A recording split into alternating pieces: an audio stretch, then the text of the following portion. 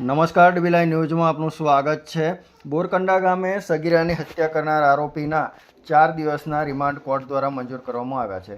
છોટાઉદેપુર જિલ્લાના કદવાલ તાલુકાના નાનકડા એવા ગામમાં જમીનના વિવાદની અદાવત રાખી 13 વર્ષની કિશોરીની તેના જ કુટુંબી ભાઈએ નિર્મમ હત્યા કરી નાખી હતી। જોકે હત્યારાને ગણતરીના કલાકમાં જ કદવાલ પોલીસ અને છોટાઉદેપુર એલસીબીની મહેનતથી ઝડપી પાડવામાં સફળતા મળી હતી। ત્યારે તેને સોમવારે કોર્ટમાં રજૂ કરતા પોલીસે તેના રિમાન્ડની માંગણી કરતા કોર્ટે 4 દિવસના રિમાન્ડ ઉપર સોંપ્યો છે। છોટાઉદેપુર તાલુકાના નાનકડા બોરકુંડા ગામમાં જ્યાં એક નાનકડા પરિવારમાં માતા પિતા અને દાદી સાથે એક 13 વર્ષની કિશોરી રહેતી હતી। કિશોરીને એક બહેન હતી, તેને ભાઈ નહોતો, જો કે નજીકમાં જ રહેતો તેનો પિતરાઈ ભાઈ અવારનવાર તેના ઘરે આવતો હતો।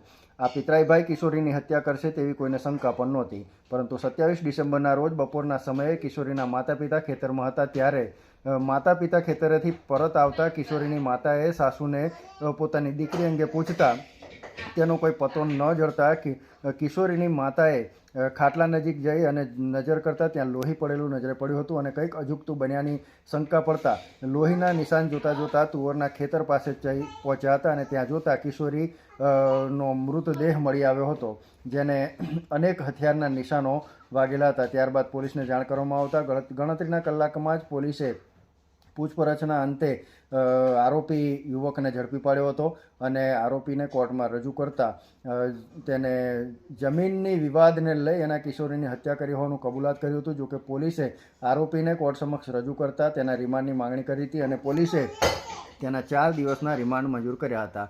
પોલીસ દ્વારા હત્યારાને ઘટના સ્થળ પર લાવી રિકન્સ્ટ્રક્શન પણ કરવામાં આવ્યું હતું, જ્યાં હત્યારાએ તેની કેવી રીતે હત્યા કરી તે બાબતની ઝીણવટભરી રીતે રિકન્સ્ટ્રક્શન કરીને તપાસ આદરી હતી। હત્યારો આ કિશોરીની હત્યા કરી તેના ઘરે ગયો હતો, ત્યાં પણ પોલીસ તપાસ અર્થે ગઈ હતી।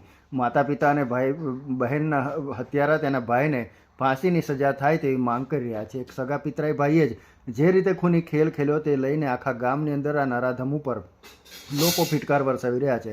હાલ તો પોલીસે જમીન વિવાદમાં હત્યાને લઈ તપાસ આદરી રહી છે।